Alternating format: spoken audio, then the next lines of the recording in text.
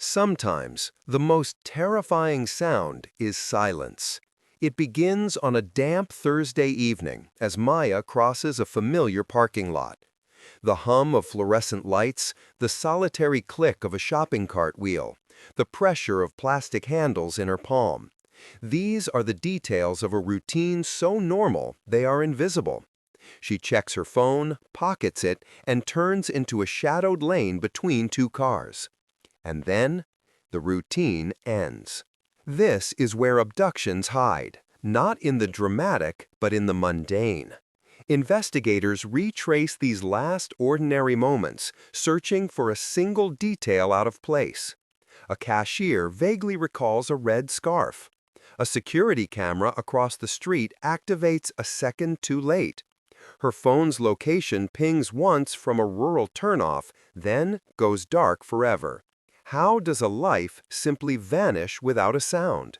For Detective Rowan, those final seconds become a phantom loop, replaying until the darkness behind his eyes aches with the weight of missing minutes.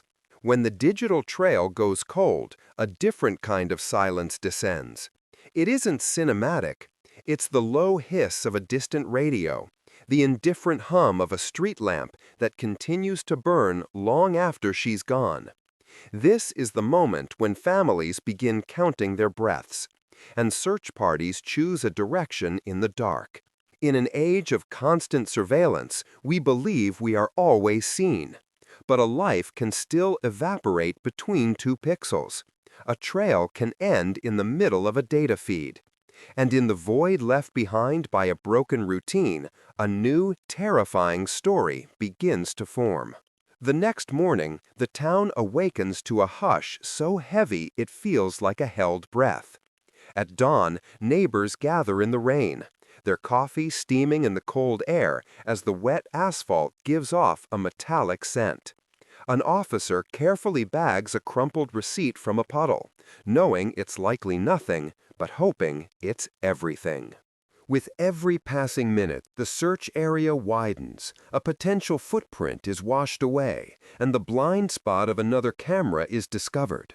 The window for answers is already closing. Theories begin to surface, whispered at first, then spoken aloud. The stranger lurking at the edge of town, or the familiar face hiding a dark secret. Across countless cases, the same eerie patterns emerge. An abandoned car, left just a little too neatly. A final text message that feels slightly out of character. Do these patterns offer a map, or do they merely soothe our terror of the unknown? Investigators chase down alibis, returning again and again to that last ordinary moment. Maya's name becomes both a prayer and an alarm. Her family holds vigils, their candles flickering against the wind, as hope becomes a fragile wire to grip in the darkness. For every dead end, a detective must find the will to start over. When we tell these stories, we walk a fine line. It is our duty to focus not on the puzzle, but on the person at its center. To remember Maya not as a case file, but as a human being with favorite songs and a life that was interrupted. We must acknowledge what we do not know and leave space for those who are still living with the silence. Because in an instant, attention can be a powerful tool for help or for harm. And the search continues, driven by the hope that the next tip, the next discovery, the next quiet knock on the door might finally be the one that changes everything.